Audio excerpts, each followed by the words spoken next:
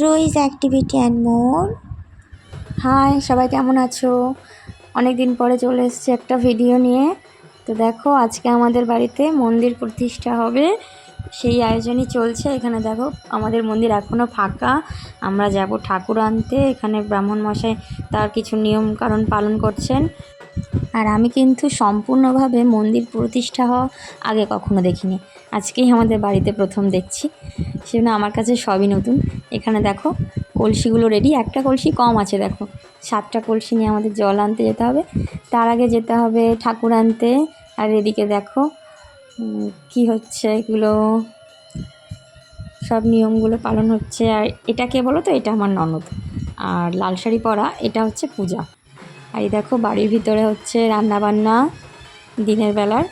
রাতে রান্না হওয়ার এখনও দেরি আছে, রাতে একটা ছোট অনুষ্ঠান আছে।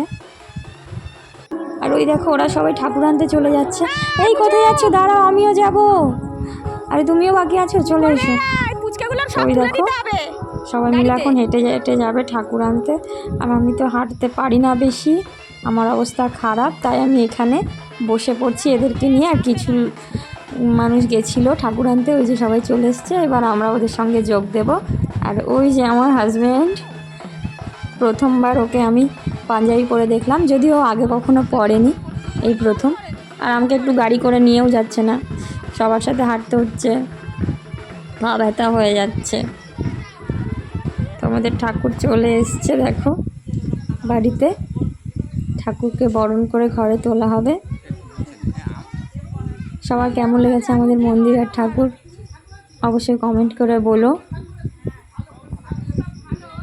এই যে আমার দাদা আর দিদি তো ঠাকুরের পুজোয় হাত দিতে পারছে না, একটু শরীরটা খারাপ আছে, এই জন্য আমি একটু ব্যস্ত বেশি। এই দেখো আমাদের লক্ষ্মীনারায়ণ, আমাদের মন্দিরে লক্ষ্মীনারায়ণ রাখা হবে। কেমন হয়েছে বলো ঠাকুরটা তোমরা? আর এই দেখো, আমাদের ঠাকুর মন্দিরে উঠে আসছে। আজ থেকে আমাদের মন্দির প্রতিষ্ঠা হয়ে যাবে আর প্রত্যেক দিন পুজো দেওয়া হবে। তো দেখো, ওরা দুই ভাই পুরো উপোস থেকে এত শত কাজ করছে, প্রচুর কাজ সারাদিন। আর ইয়েলো পাঞ্জাবিটা কিন্তু আমার হিরো। ওকে কেমন লাগছে? ওকে পাঞ্জাবি পরে অবশ্যই বলবে। আর এই দেখো, আমাদের মন্দিরে ঠাকুর বসে গেছে, কেমন লাগছে? সুন্দর লাগছে না?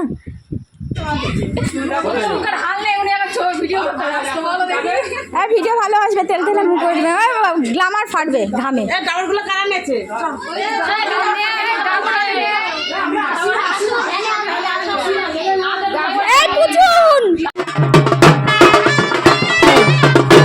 বলতে পারবে আমি কোনটা? কমেন্ট করে চিনতে পারবে।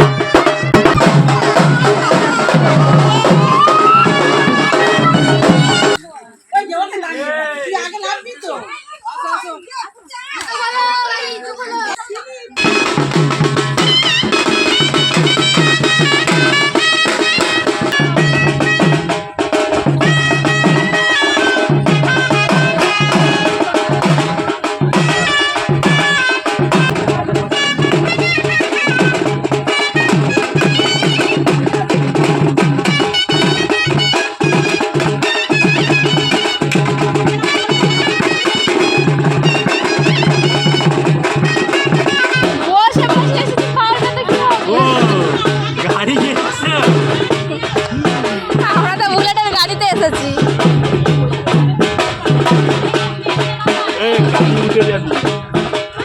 গাড়ি উঠে যাবি।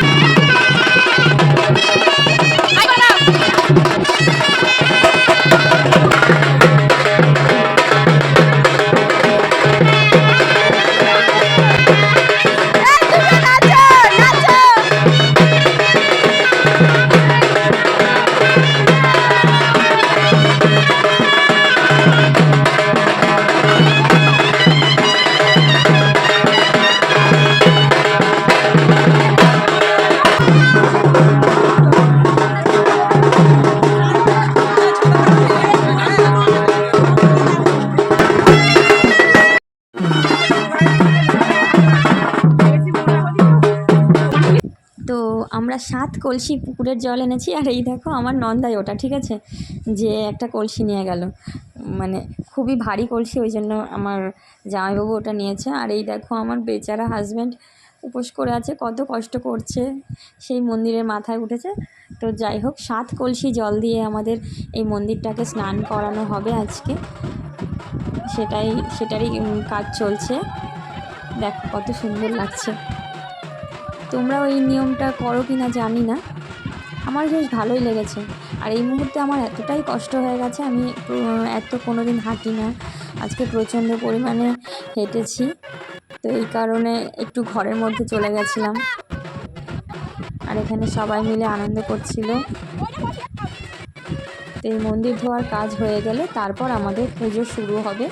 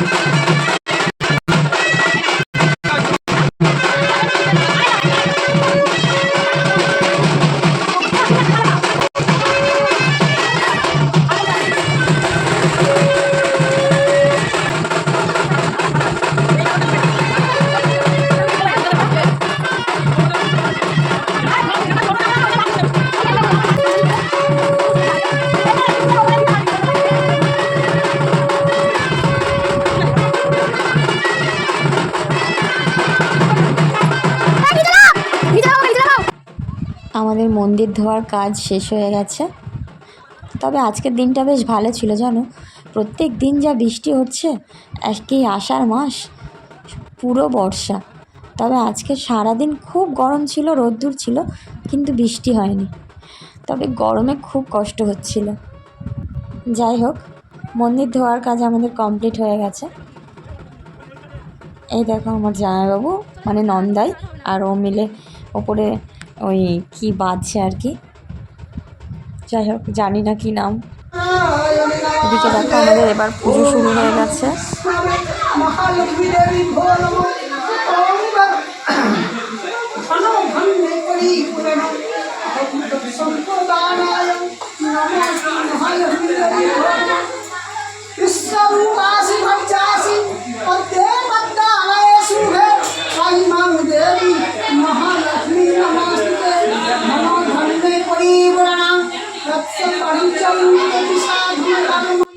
তবে যাই বলো না কেন, মন্দিরটা আমাদের খুব সুন্দর হয়েছে, কিন্তু যতক্ষণ মন্দিরে ঠাকুর না আসছে একেবারে অসম্পূর্ণ, যতই সাজাও না কেন।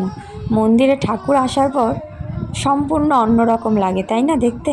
আর এদিকে দেখো আমাদের সিন্নি মাখা হচ্ছে, ঠাকুরকে দেয়া হবে।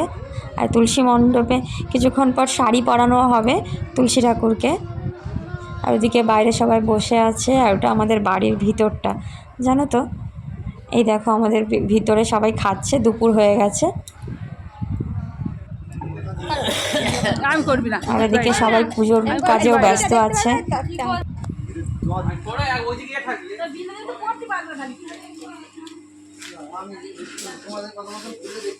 ওম ধ্যায়ে নিত্যং ওম ধ্যায়ে সদা শোভিতং মণ্ডলং মধ্যবিত্তং নারায়ণং সরোষিদাসনং সন্নিবিশিষ্ট কনকুণ্ডলবাণং কীর্তিহারি। আর এটা কে জানো? এটা হচ্ছে আমাদের জ্যাঠা শ্বশুর মশাই। উনি তুলসী মণ্ডপে শাড়ি পরাচ্ছেন, কারণ ওনার মনে হয়েছে ব্রাহ্মণ খুব একটা ভালো পারছে না, তাই নিজেই বললেন যে সরে যাও, আমি পরিয়ে দিচ্ছি।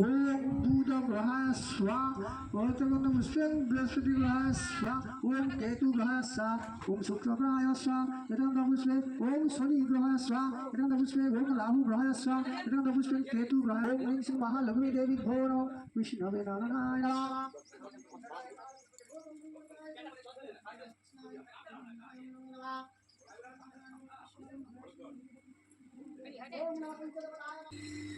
হ্যাঁ ঠাকুর নিয়ে ছিল, ঠাকুরের সঙ্গে ওই পুকুরে ছিল আমার ছিল।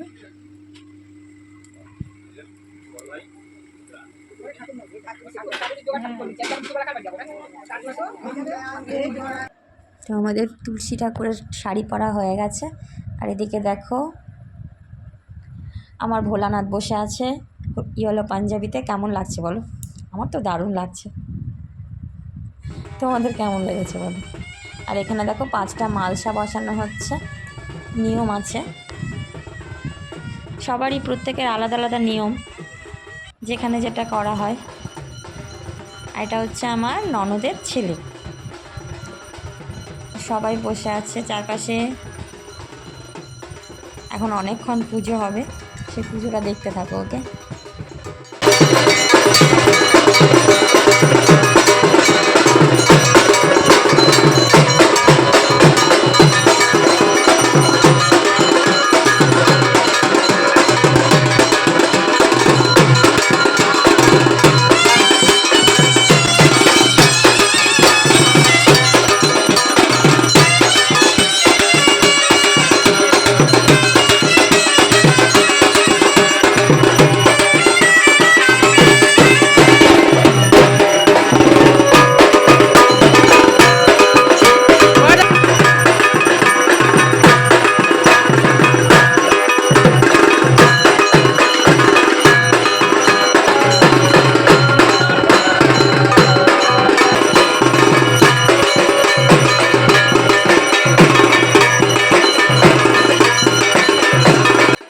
আর এই যে আমার রুহি সোনা, তোমাদের রুহি আজকে অনেক কষ্ট করছে। বেচারাকে তো হাতে পাওয়া যাচ্ছে না। সেই ভোর 5টায় উঠেছে আর সেই থেকেই খেলে বেড়াচ্ছে। ওই যে নতুন বন্ধু জুটেছে ওর, ভীষণ কষ্ট হয়ে যাচ্ছে। কিন্তু একবারের জন্যও বিশ্রাম নেবে না, শোবে না, কারণ ও লোকজন প্রচণ্ড পছন্দ করে। এত আনন্দ ওর মনের মধ্যে আজকে যে ও এক ফোঁটাও আমার কাছে থাকছে না।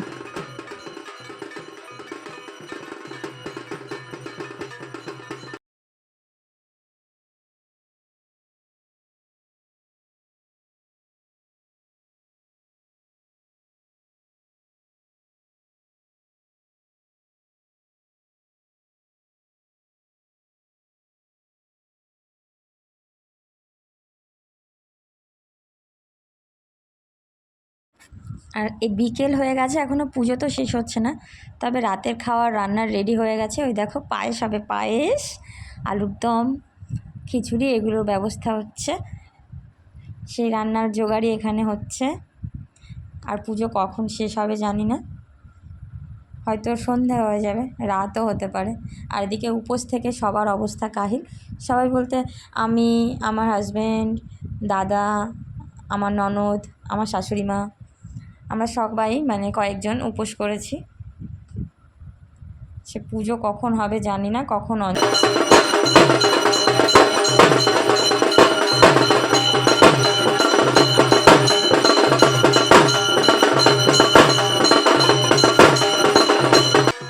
যাই হোক, খুব আনন্দ করলাম।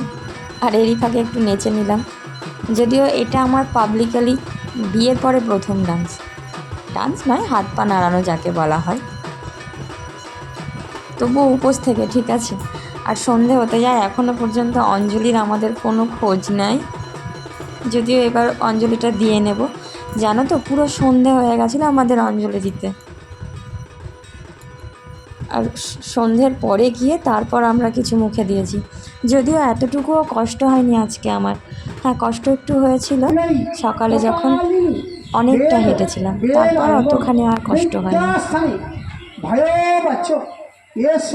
পুষ্প পুষ্পাঞ্জলি জয় জয় দেবী চরাচর সারি কুচযুগ শোভিত মুক্তা হারি বিনারঞ্জিত পুস্তক সকল কল্পাজিনী অহং। আর আরও একটা মজার কথা, আমাদের বাড়ির এই মন্দিরের ঠাকুরকে কিন্তু আমিই বরণ করেছি। এটা আমার লাইফের ফার্স্ট ঠাকুর বরণ। যদিও আমি কিছুই পারতাম না, আমাকে সব বলে বলে দেওয়া হয়েছে, আর সেই অনুযায়ী আমি বরণ করেছি। আর বরণ করতে গিয়ে আমার কোমর পুরো ব্যথা হয়ে গেছিলো। একেই উপোস, আর দাঁড়িয়ে দাঁড়িয়ে একবার উপর হও, একবার নিচু হয়ে পুরো বরণ করতে হয়েছে। অনেক টাইম লেগেছে বরণ করতে। আর অবশেষে আমাদের অঞ্জলি শেষ হলো। এবার রাতের নিয়মকানুন আছে। নিয়মকানুন বলতে এবার রাতে লোকজন আসবে, খাওয়া দাওয়া হবে, এখনও হোম হবে। আর হ্যাঁ, তোমাদেরকে আমি বরণের ভিডিওটা দিতে পারলাম না, কারণ ওটা আমার ফোনে ছিল না।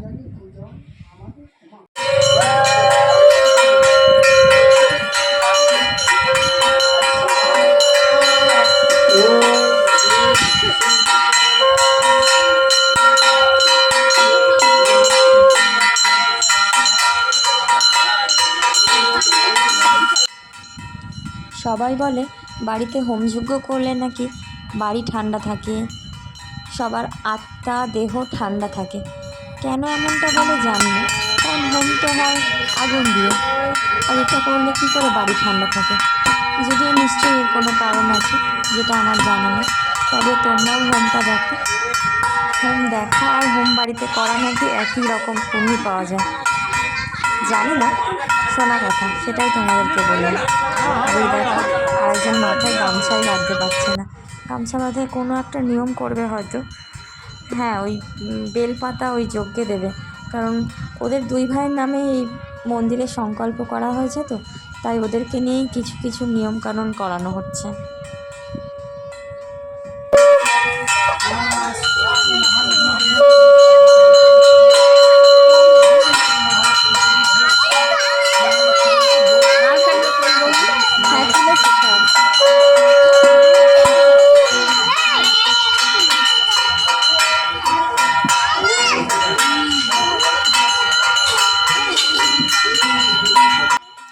একেই গরম, আর এই হোমের আগুনের তাপে দেখো দাঁড়াতেই পারছে না, নিয়ম করছে খুব কষ্ট করে। মানে প্রচণ্ড গরম পড়েছে, তার মধ্যেই আগুনের তাপ, বলো তো কতখানি কষ্ট।